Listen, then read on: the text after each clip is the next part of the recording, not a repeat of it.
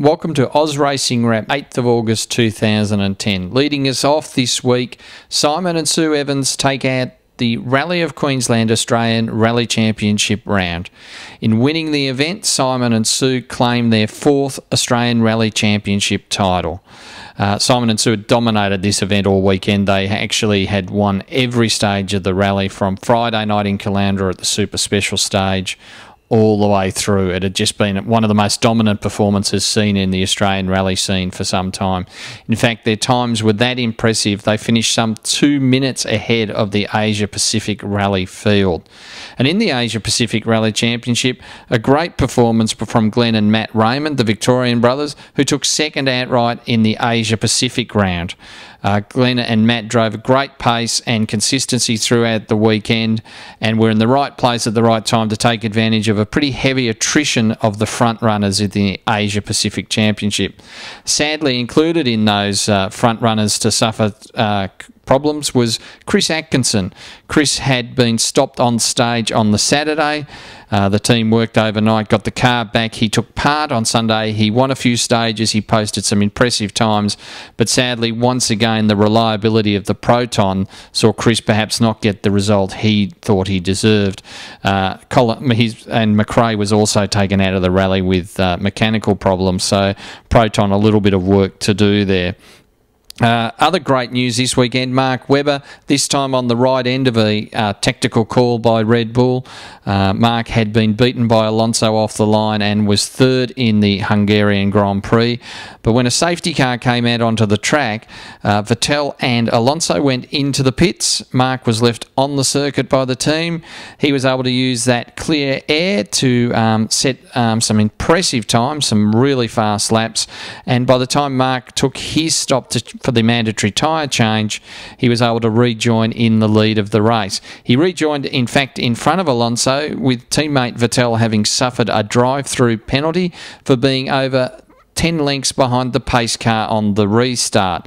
Vettel did say after the race he wasn't aware of the rule, and he showed a great deal of displeasure as he took his drive through the pits. Much hand gesturing going on from the young German, and unfortunately that drive-through saw him drop back to third when he rejoined the race, and he just wasn't able to get past Alonso.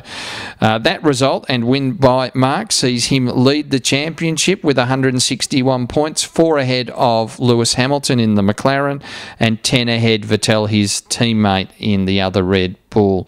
And coincidentally, that would match what Bernie Ecclestone would like to see, because Mark has won the most races this year, and as some of you recall, Bernie had wanted to see the Drivers' Championship become judged merely on race wins.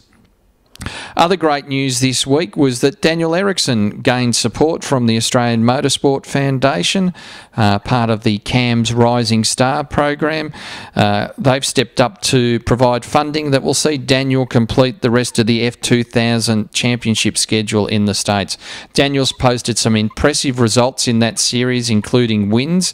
Unfortunately, with funding, he's had to miss some rounds, and that really sees him not being able to challenge the Brazilian Carboni for the championship in the remaining rounds, but he's a very, very good shot to get third in that championship.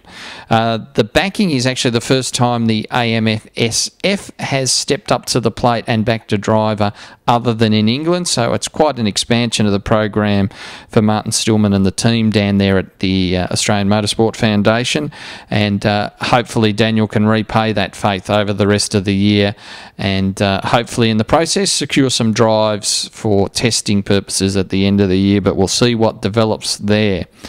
Not so great news over the week, though, was that Marcus Ambrose has confirmed that he and the JTG Doherty team will part ways at the end of this season.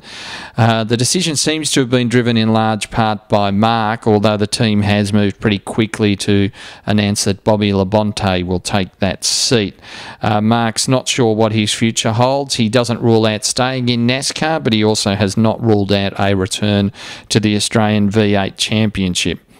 Better news for him, though, was that overnight he claimed his third win at Road America in the Nationwide Series, and he's hoping in the Sprint Cup to get his breakthrough win in the main game at the same track and do the double. So good luck to Mark with that overnight. Dick Johnson Racing this year kicked off their 30-year celebrations. They kicked the celebrations off with a lunch at the Norman Hotel in Brisbane for about 300 invited guests on Monday, and all reports were it was a great time had by all. There's been quite a few events throughout the week, but congratulations to Dick Johnson Racing on 30 years. They regained that backing from Ford this year. They've delivered on the track and, of course, at the break for the V8 supercars ahead of the Enduros. James Courtney leads the championship outright in the Jim Bean Racing Falcon for Dick. So congratulations to the team. Little known and sometimes forgotten Aussie John Martin. He does continue to race in Europe despite the collapse of the Team Australia A1GP team along with the series. John's racing in the Super League series over there, and he posted 2 wins from the 3 races at Brands Hatch last weekend. So John continuing to remind people that he's out and about and has genuine pace, and hopefully we can see John pop up in a seat somewhere else in the not too distant future. Good news, meanwhile, over in WA, where it was confirmed yesterday by the WA Premier that V8 supercars will be returning to WA from 2011. The series has signed a 5-year deal with the Barbagallo Raceway that will see substantial upgrades at the circuit in return for the series coming back. The first thing to be changed will be the pits and the pit lane facilities, and those upgrades should be done in time for the series return next season.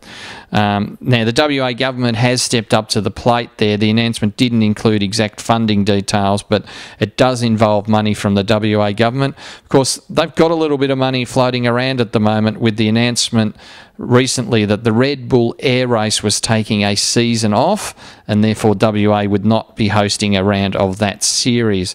There are strong rumours that, in fact, the Red Bull Air Race may not return given the amount of money the series has been losing, and that does leave WA a bit exposed on the major events for sports. It has the Hopman Cup in tennis earlier in the year, but if it doesn't secure the return of the air race, it really doesn't have any other international events, having given up the Australian round of the World Rally Championship a few years back. So not surprising to see them step up to the plate for V8 supercars and to get the series, one of Australia's most successful sporting series, back over to WA for the next 5 years. So that's great news for WA fans of the series, and sees the series once again return to racing in every Australian state, which is a great outcome for Australian fans, notwithstanding the expansion of the series to overseas destinations. So that's all for the Oz Racing Wrap news this week. We hope to bring you these little news updates every week, and as always, keep up to date with the breaking news at ozracingrap.com.au, or you can drop us an email at podcast@ozracingrap.com.au. Thanks for watching.